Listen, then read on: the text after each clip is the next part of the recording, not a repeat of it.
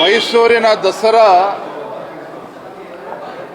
ಅದರದೇ ಆದಂಥ ಒಂದು ವೈಶಿಷ್ಟ್ಯತೆ ಇದೆ, ಒಂದು ಪರಂಪರೆ ಇದೆ.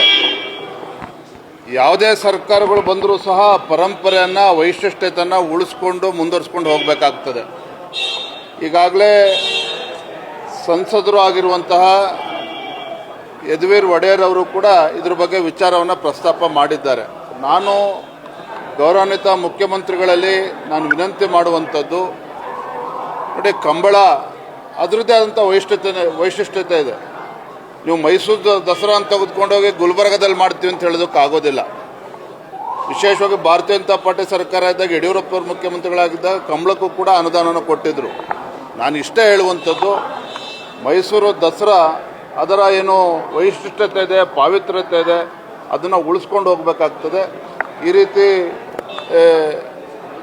ಚರ್ಚೆ ಮಾಡಿದ್ರೆ ಈ ರೀತಿ ತೀರ್ಮಾನ ತೆಗೆದುಕೊಳ್ತಕ್ಕಂಥದ್ದು ಖಂಡಿತ ಸರಿಯಲ್ಲ.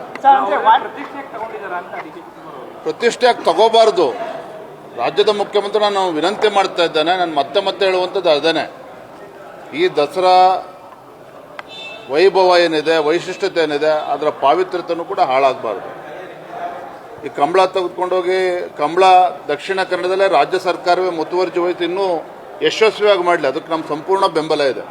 ಯಾಕಂದರೆ ಕಂಬಳ ಅದರದ್ದೇ ಆದಂಥ ಒಂದು ದಕ್ಷಿಣ ಕನ್ನಡದ ಒಂದು ಅವಿಭಾಜ್ಯ ಅಂಗ, ಅಲ್ಲಿಯ ಸಂಸ್ಕೃತಿಯನ್ನು ಬಿಂಬಿಸ್ತಕ್ಕಂಥದ್ದು ಕಂಬಳ.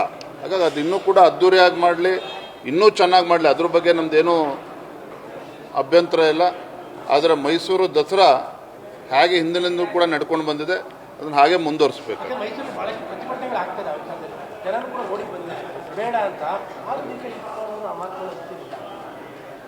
ಈ ರೀತಿ ಬಂಡತನವನ್ನು ಬದಿಗಿಟ್ಟು ರಾಜ್ಯದ ಮುಖ್ಯಮಂತ್ರಿಗಳು ಈ ನಾಡಿನ ಸಂಸ್ಕೃತಿ, ಪರಂಪರೆ ಎಲ್ಲವನ್ನು ಕೂಡ ಉಳಿಸ್ಕೊಂಡು ಹೋಗ್ತಕ್ಕಂಥ ಕರ್ತವ್ಯ ಮತ್ತು ಜವಾಬ್ದಾರಿ ಅವ್ರ ಮೇಲೂ ಕೂಡ ಇದೆ.